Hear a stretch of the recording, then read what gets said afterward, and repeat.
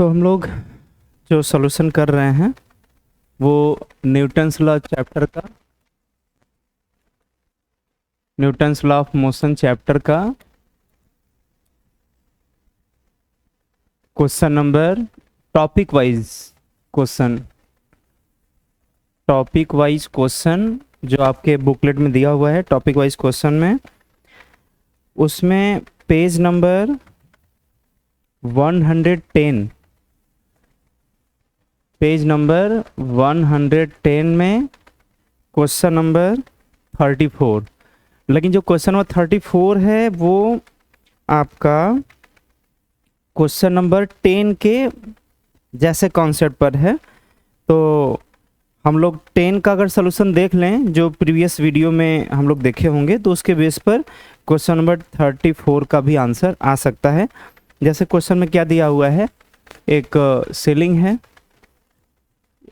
String, फिर एक इस तरीके से रॉड या रोप जो भी है, by a cord C from the ceiling, another cord D, ये डी वाला पोर्शन ये हो जाएगा, is attached to the bottom of the block, C figure, D is pulley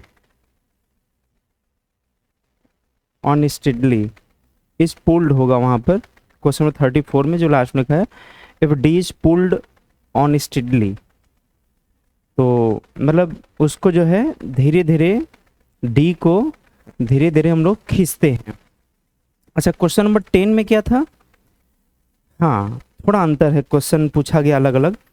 question number 10 में बोल रहा है कि if a sudden jerk is given to C, जबकि यहाँ बोल रहा है कि डी को स्टेडली जो है फोर्स हम लोग देते हैं। तो जब स्टेडली फोर्स हम लोग देंगे इस डी पॉइंट पर, मतलब इसको यहाँ से धीरे धीरे जो है हम लोग क्या करेंगे, खींचेंगे, झटके में नहीं खींचेंगे, जर्क नहीं देंगे। तो जब यहाँ पर स्टेडली मतलब धीरे धीरे फोर्स लगाकर इसको नीचे तरफ पुल करेंगे तो वो फोर्स ट्रांसफ़र होता जाएगा, और ट्रांसफ़र होते होते यहाँ पर उसका फोर्स ट्रांसफ़र होगा। जब झटके में यहाँ फोर्स देंगे, जब जर्क देंगे, तब तो यहाँ बीच में मास पड़ जा रहा है, तो ड्यू टू इनर्शिया ये रुका है तो रुका रहना चाहेगा। तो अचानक जब जर्क देंगे झटके में तो यहीं से टूट जाएगा, क्योंकि रुका हुआ है तो रुका रहना चाहेगा, तो यहाँ पर पूरा पूरा फोर्स जो है वो ट्रांसफ़र होगा। लेकिन अगर इसको स्टेडली मतलब आराम आराम से फोर्स से खींचते हैं तो ये इस मास से होते हुए यहाँ पर फोर्स ट्रांसफ़र हो जाएगा। जब यहाँ पर ट्रांसफ़र होगा तो स्टेडली फोर्स के केस में, स्टेडली पुल के केस में यहाँ से ब्रेक नहीं करेगा बल्कि यहाँ से ब्रेक करेगा, मतलब यहाँ से ब्रेकिंग होगा। क्लियर ना? तो वो कौन सा पॉइंट दिया हुआ है या नाम दिया हुआ है, सी। तो सी ब्रेक्स अर्लियर देन डी, ये ए ऑप्शन इसका सही होगा। क्लियर ना? और इसके पहले वाले में जो था वो 10 वाले में वो सडनली चूंकि था तो यहीं से ब्रेक करेगा, यहाँ से। क्लियर ना? 34 का जो है वो कौन सा आंसर सही होगा, 34 का ए सही हो जाएगा। अब आते हैं क्वेश्चन नंबर 35 में।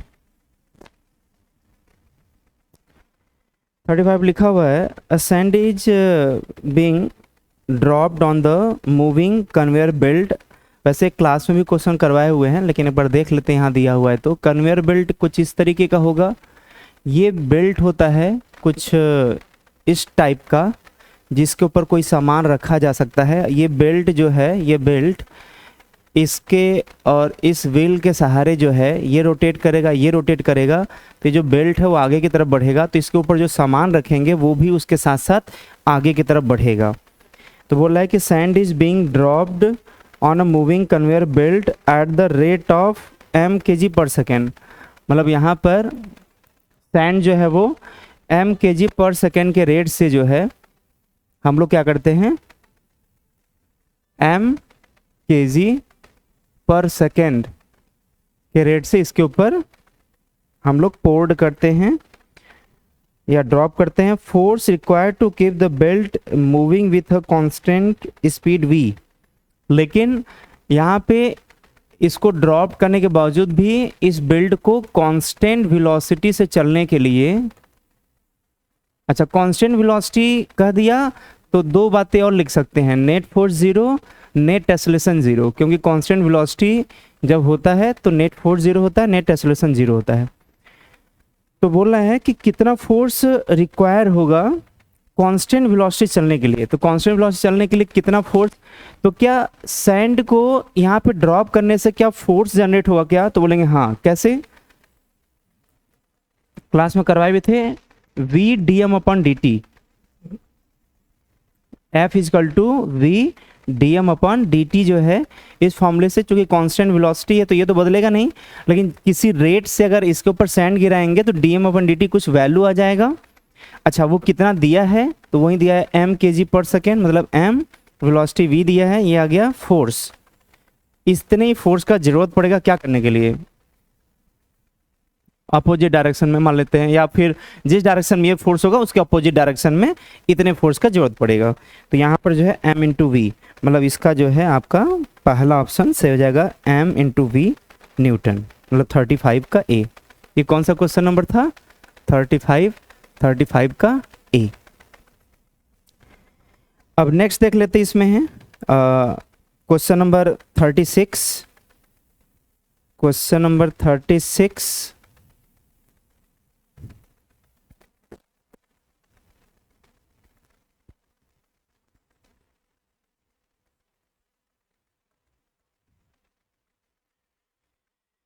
लिखा, trolley of the mass 5 kg on horizontal smooth surface is pulled bye a load of 2 kg through a uniform rope ABC of the length 2m and the mass 1 kg। पूरा बना लेते हैं इसमें, ये 5 kg का कोई ट्रॉली है और ये जो है यहाँ पर पुल्ली से होते हुए यहाँ पर 2 kg का ब्लॉक है और ABC ये नाम दिया गया है, ABC ये नाम दिया गया है। ये स्मूथ है,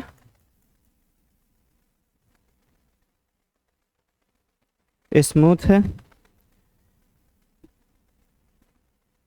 2 kg के लोड के द्वारा उसको पुल्ड किया जा रहा है। किसको, जैसे ये लोड है तो ये फोर्स इधर लगाएगा तो ये कार्ट आगे बढ़ेगा ना, तो या ट्रॉली आगे बढ़ेगा वो, और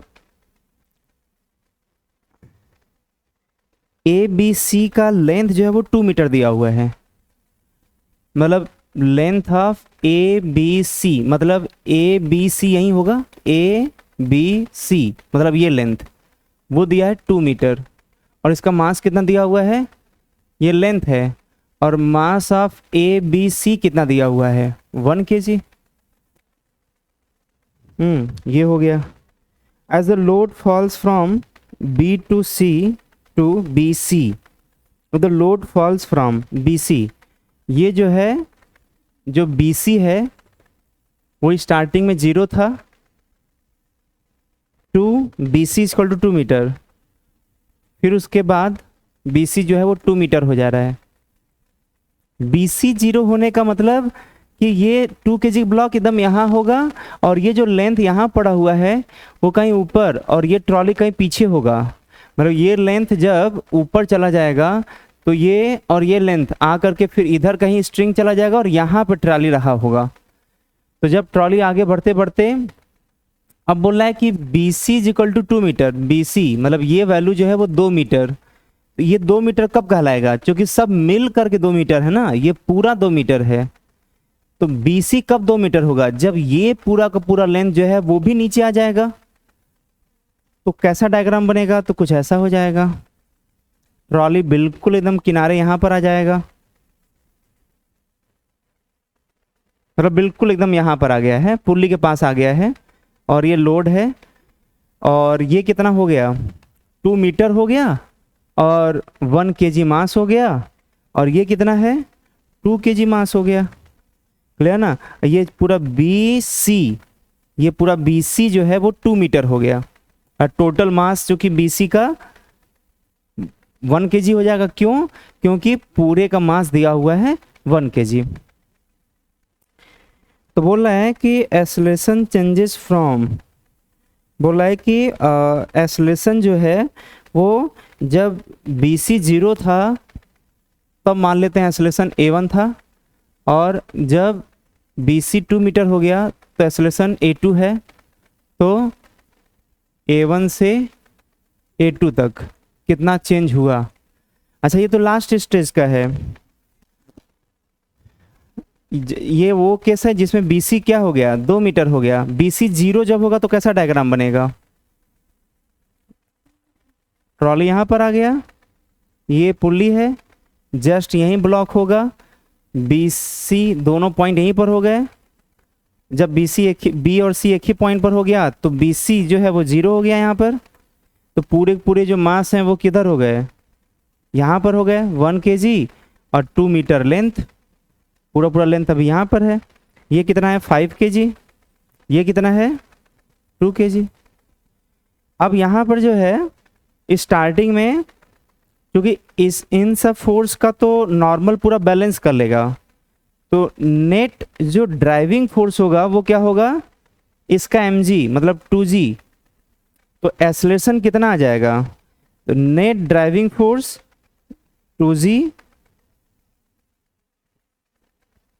2g और divided by total mass. Total mass कितना होगा 2 kg, ये 2 kg, ये 2g है, ध्यान देंगे। g का वैल्यू 9.8 मीटर पर सेकंड स्क्वायर। तो 2 kg ये, 1 kg ये, 3 kg, 3 kg प्लस 5 8 kg, ये आ गया 8 मास हो गया। अब ये आ गया g/4, और जब पूरा पूरा मास 1 kg जो रोप का था वो यहाँ पर आ गया, तो टोटल अब ड्राइविंग फोर्स कितना हो गया, तो अभी जो 2g था अब यहाँ पर टोटल फोर्स 2 kg और 1 kg 3g हो जाएगा। तो एक्सेलरेशन कितना हो जाएगा, तो एक्सेलरेशन यहाँ पर हो जाएगा net driving force 3g divided by total mass, तो वहीं रहेगा 8 kg।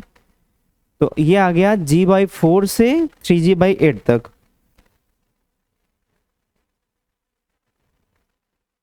g का वैल्यू अगर 10 लेते हैं, g का वैल्यू अगर हम लोग 10 लेते हैं तो ये आ जाएगा 10/4 मतलब 5/2, और ये g का वैल्यू हो जाएगा 30/8 है।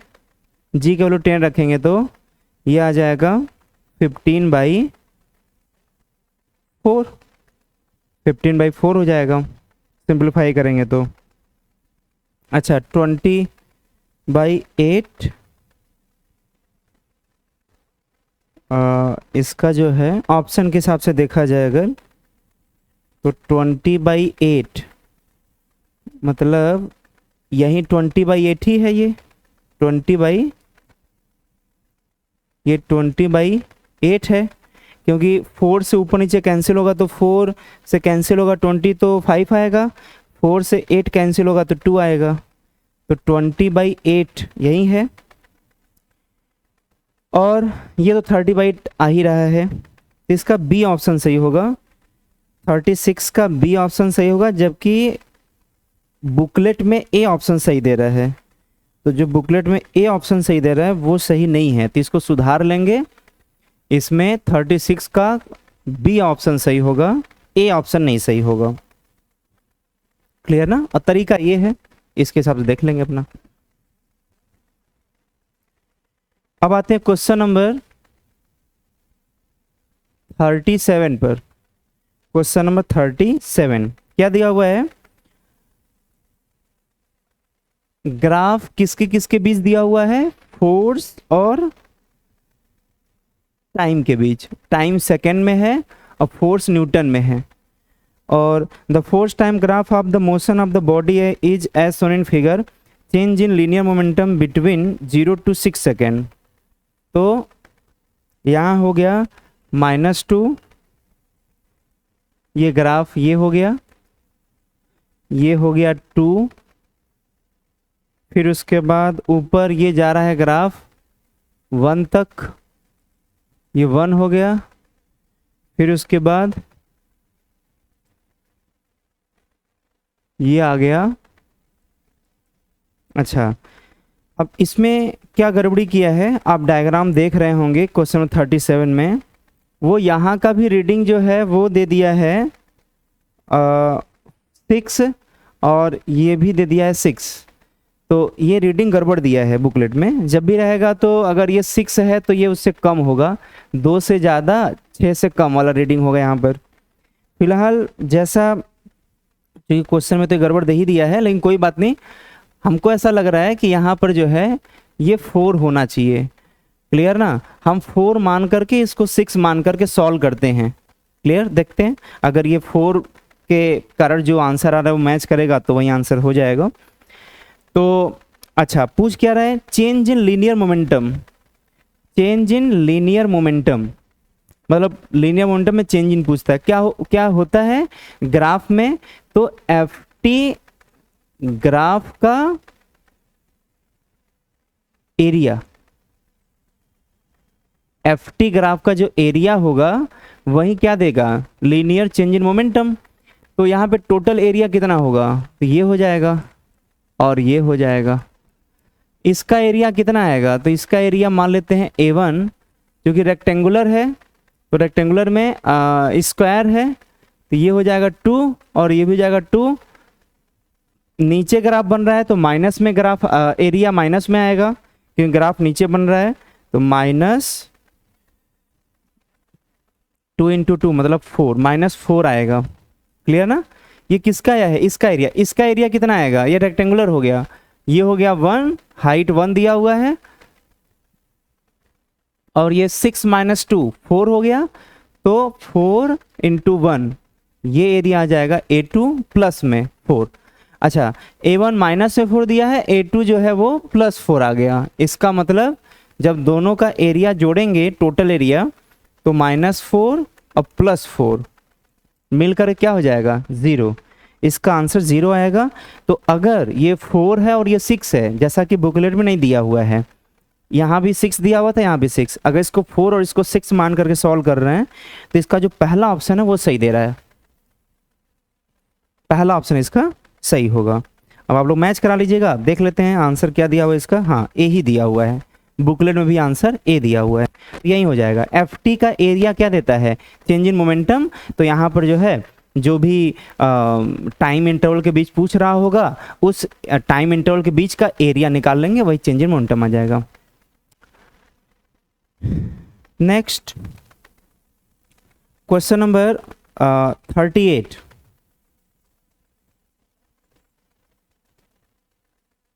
Question 38, a ball of the mass m is throne upward with velocity v। कोई बॉल है वो अपवर्ड डायरेक्शन में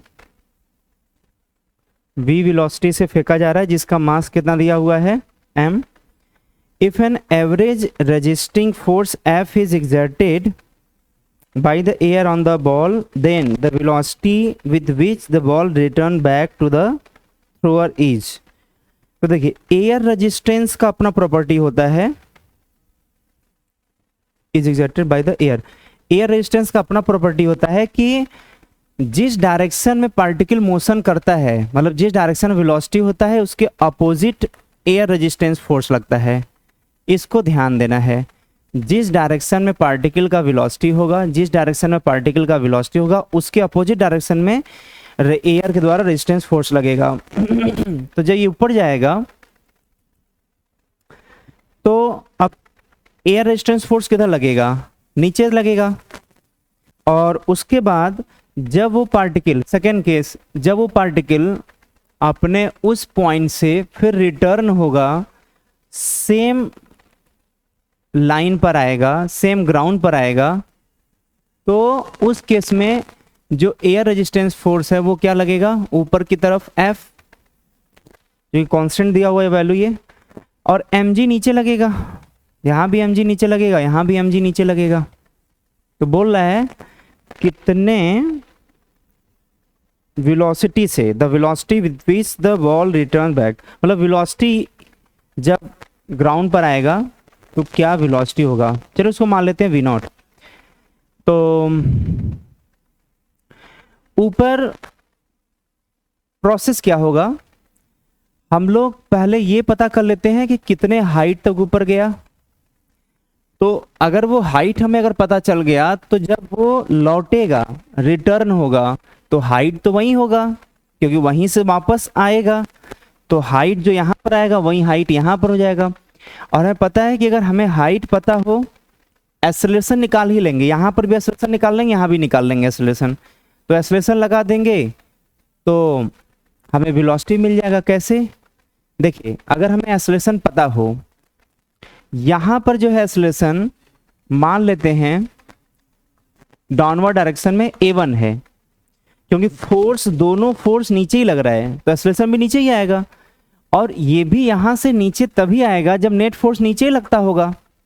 तो भले एयर रेजिस्टेंस ऊपर लगे, mg नीचे तो लगेगा ही, तो mg को ज़्यादा होना पड़ेगा एयर रेजिस्टेंस से, क्योंकि mg ज़्यादा होगा एयर रेजिस्टेंस से, ये ज़्यादा होगा तभी नीचे आएगा। और मान लेते हैं कि नीचे के डायरेक्शन में एक्सेलरेशन क्या हो गया, अब a2 हो गया।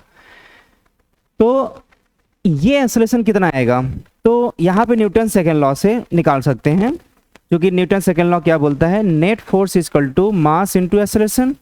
तो नेट फोर्स कितना होगा, तो नेट फोर्स देखिए, एयर रेजिस्टेंस का भी फोर्स और mg दोनों सेम डायरेक्शन में, वो भी डाउनवर्ड है, तो mg प्लस f हो जाएगा। ये ma के बराबर होगा, m a1 हो जाएगा क्योंकि a1 माने हैं। तो a1 इक्वल टू आ गया g प्लस, इसको सॉल्व कर लीजिएगा, g plus f by m, ये आ गया। अच्छा, a2 की बात करें यहाँ पर, तो नीचे की तरफ a2 है, तो mg फोर्स जो नीचे की तरफ है वो ज़्यादा होगा और ये फोर्स कम होगा, तो mg minus f divided by total mass, ये आ जाएगा g minus f by m। ये आ गया a2 का वैल्यू। अच्छा, यहाँ से जो a1 आ गया, तो हम ये पता कर सकते हैं कि कितना हाइट ऊपर गया होगा। कैसे? तो उसके लिए क्या करेंगे हम लोग, v square is equal to u square, retardation है तो माइनस 2a1h, क्लियर ना, 2a1h। फाइनल वेलोसिटी 0 होना है मैक्सिमम हाइट पर, ये 0 हो गया। Initial velocity v square minus 2, g का वैल्यू आ गया, नहीं a1 का वैल्यू आ गया g plus f by m into एच। यहाँ से आ गया h is equal to v square by 2g plus f by m. अब यहाँ पर वेलोसिटी अगर पाना होगा तो अब कैसे लगाएंगे, यहाँ पर फिर वही v square equal to u square plus 2s use कर लेंगे। अब देखिए यहाँ पर, क्योंकि मोशन भी नीचे है, मतलब वेलोसिटी नीचे और एक्सेलरेशन भी नीचे ही है, इसका मतलब यहाँ पे पॉजिटिव लगाएंगे। क्योंकि पॉजिटिव क्यों लगाएंगे, क्योंकि उसका डिस्प्लेसमेंट और मतलब जिधर मोशन हो रहा है वो और एक्सेलरेशन दोनों सेम डायरेक्शन में है। यहाँ अपोजिट था इसलिए माइनस लगा था।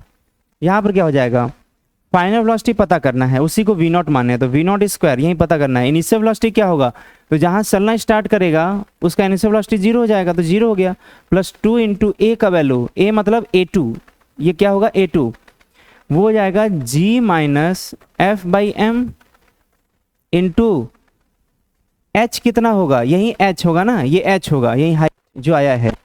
अब वो दिया है v स्क्वायर, इतने में तो हो नहीं पाएगा, थोड़ा नीचे लिख लेते हैं इसको। तो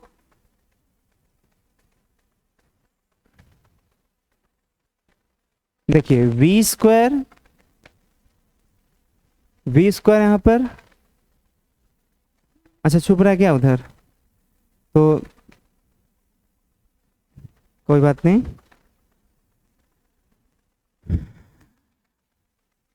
इसको सही करवा लीजिएगा, सेटिंग ऐसा है कि वो आ जाए। हाँ देखिए, v square is equal to initial 0 plus 2, a2 का वैल्यू कितना आएगा, g minus f by m, और h का वैल्यू कितना है, h का वैल्यू है v square divided by 2 g plus f by m, ये हो जाएगा। यहाँ तक आ रहा है ना, ठीक है। अब यहाँ से जो है इसको सॉल्व कर लीजिएगा। अच्छा, ये जो फाइनल वेलोसिटी इसी को v नॉट माने थे, जैसे जब वापस आएगा तो फाइनल वेलोसिटी v नॉट माने थे, तो फाइनल वेलोसिटी ये v नॉट है, यही है। अब देखिए यहाँ से आ जाएगा v not is equal to, square को हटाएंगे उस पर रूट ले लेंगे, तो इसका स्क्वायर का रूट तो v आ जाएगा, बाहर आ जाएगा, अंदर बचेगा 2, अच्छा 2 से 2 कैंसिल, ये भी खत्म हो गया, तो बचा g minus f by m और g plus f by m. अब देखिए ऑप्शन में किस फॉर्म में दिया है ऑप्शन, उसके हिसाब से हम उसको एडजस्ट कर लेंगे। तो यहाँ पर जो है ये इसको सिंप्लीफाई करना होगा, और देखिए इसको जो है हम यहाँ पे सिंप्लीफाई कर देते हैं, जिस तरीके का ऑप्शन दिया होगा उसके हिसाब से हमें आंसर बनाना होगा, तभी तो मैच करेगा ना। तो v not equal to v और रूट में, अब देखिए m को क्रॉस मल्टीप्लाई कर दीजिए, क्यों, क्योंकि देखिए इस ऑप्शन में mg के फॉर्म में आंसर दिया हुआ है, तो क्रॉस मल्टीप्लाई करिए, तो mg minus f divided by m divided by m divided by, फिर यहाँ पर भी ये mg plus f divided by m से m कैंसिल हो जाएगा, यहाँ से आ गया v रूट में mg minus f mg plus f। अब देखिए कोई ऑप्शन आ रहा होगा, mg minus f mg plus f, इसका ऑप्शन सी सही होगा। थोड़ा कैलकुलेशन ज़्यादा था, लेकिन कॉन्सेप्ट अगर पता रहेगा तो आप फॉर्मूला लगा करके, थोड़ा कैलकुलेशन है तो उसको करके आप ला सकते हैं। ये इसका आंसर होगा, सी आंसर इसका सही होगा। अब आ जाते हैं इसमें 38 के बाद, अब 39